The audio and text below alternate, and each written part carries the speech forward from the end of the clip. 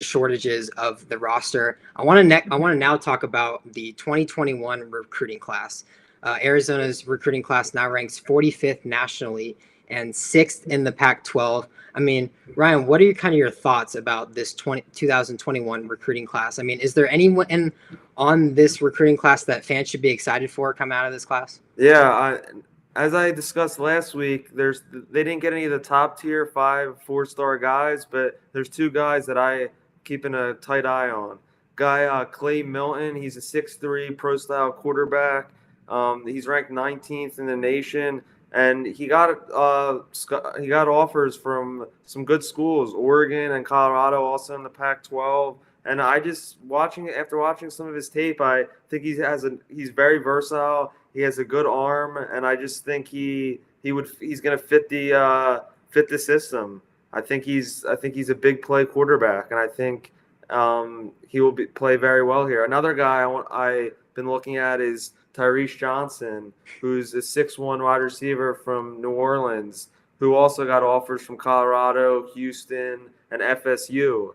I like that guy. If you watch him on tape, like he has breakaway speed. Like he has the combination of breakaway speed and can catch over like multiple defenders. Like that guy, I think can take Arizona's receiving core to the next level. Yeah, we probably should have shared our two picks before this show because you stole my two picks exactly. I mean, Clay Millen is a stud in my opinion. He's a 3-star quarterback. His tape is minimal just because he was playing behind his brother, who's now playing at Oregon. So, but in his 1 year where he started, I mean, he put up big numbers. And like you said, the kid can sling it, right? He's got a big arm. I think he's super athletic. You know, he's got a very good playmaking ability. I mean, I was watching his huddle, and there was a play where he ran over to his right, juked back to his left, broke off a tackle, started running back to the right, and then like threw this 45-yard dart for a touchdown across the field. Like it was amazing. Play. So to kind of see that size and to just be able to do that at 6'3" is crazy. And I think that 6'3", 190 build really fits the Noel Mazzoni offense in that scheme a lot. Well, I know we talk about that a lot. The quarterback fits the Noel Mazzoni offense, but I think he really does. That kind of build reminds me a lot of Grant Gunnell. Yeah, I saw him ranked as high as a 4-star guy on some different websites, and I mean he's gonna have to there's not a lot of tape out about him, and some could say he's underdeveloped, but he's going to have a few years to grow because, as we talked about, Grant Gunnell is the quarterback of the future for the next 2 years or so, depending on his production. He could get drafted sooner. Yeah, and I also want to talk about Tyrese Johnson real fast as well. I mean, that kid is also really, really good. I mean, I don't know how Arizona managed to snag him up. He had offers going everywhere, right? I think every other clip I saw of him, he was, mossing these dudes and taking these balls away from these tiny corners. So, I mean, like you said, he's got big breakaway speed. I mean, you saw him get into the open space and he was just gone, right? Yeah, I think that guy can be the future of Arizona's receiving core, and I think that guy could be a high NFL draft pick if all goes well coming to Arizona. That guy has good size, good hands. Like I think that guy has it all. I'm actually surprised that Kevin Sumlin recruited him and could pull that off. Yeah, he's got a great guy. Yeah, he's got great hands. A lot of his clips were catching the ball with his hands. You don't really see that a lot from the recruits. They catch it with their chest a lot, but he was catching it out in front with his hands. Really nice, soft hands. I mean, he's a legit recruit in my opinion. We talked about more offensive recruits, and they're bringing in the offense we think is already serviceable, and now we're bringing in more offensive talent. I mean, was there any position that you were disappointed to see that you wish Arizona would have brought in? As much as I like these two offensive players, I just think the resources could have been used otherwise. I mean, not so much Tyrese Johnson, but I don't think we're in need of a quarterback, obviously. We need to focus on the defensive side of the ball, and for some reason Kevin Sumlin hasn't been able to recruit on that side at a high level so far. I mean, as we said, if he can't bring in some top level talent, his time could be up soon. It just doesn't look well. I mean, I was surprised when I saw that they were ranked 45th. I think that's very, very promising going into the season because the Pac-12, let alone, is one of the best conferences in football. So that was a good sign for me when I saw that. Yeah, I mean, they have, I think, 20 recruits to the 2021 class. It definitely kind of feels more like a quantity over quality type thing, Yeah, right? You know, yeah, we that's don't right. have the big 4 or 5 stars, but you've got a boatload of 3 stars, which I think could help the depth, right? Yeah, and the key is going to be if a few is Kevin Sumlin's probably looking at it. If a few of these lower tier guys can just blossom into superstars, then this team could go to the next level. And I think that's what he's counting on because Arizona, as we said, isn't like known to be a top tier college football town. So he's trying to transition that by getting these lower tier guys hopefully becoming stars.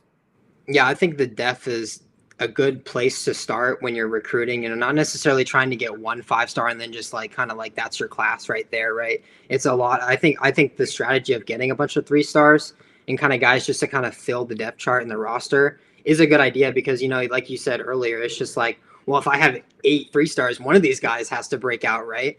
So I mean, I do like that, and I think the linebacker core is fine where it is right now. Actually, as much as we want to kind of say how bad it is going to be next season, I think the years after that is going to be fine. Jabbar Triplett is going to come back. He tore his Achilles in the offseason. He's going to miss his freshman year, but I think he'll be back and he can help the inside linebacker core a lot more. We talked about Jalen Harris coming off the edge. I think they do have a couple of solid linebackers, so I'm not surprised to see a lot of linebacker recruits coming out, but I would have liked to see some secondary recruits for sure. Yeah, I agree. I 100% agree with that. I mean, it's so hard to recruit inside the Pac-12 with USC, UCLA, Arizona State being close by. Like it's very hard, and I just expected much better from Kevin Sumlin coming into Arizona. Right. I mean, that was the reason why he came in here. That was the big thing was that, oh, he's such a great recruiter and he's going to bring in all these guys. I mean, sixth in the Pac-12 is the highest ranking in the Kevin Sumlin era.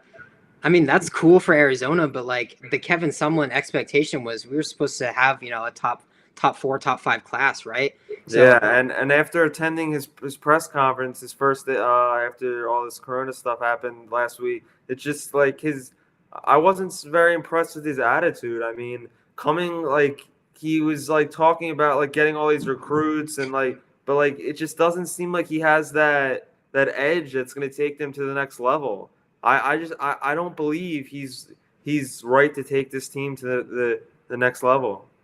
yeah, I mean, I don't know. I mean, it's easier to kind of sell Texas A&M a lot more than it is to play football at Yeah. Arizona. Yeah, I mean Texas is one of the premier high school football states in the country. I mean, like the stadiums there, like every all those players are going to all these top schools. It's hard.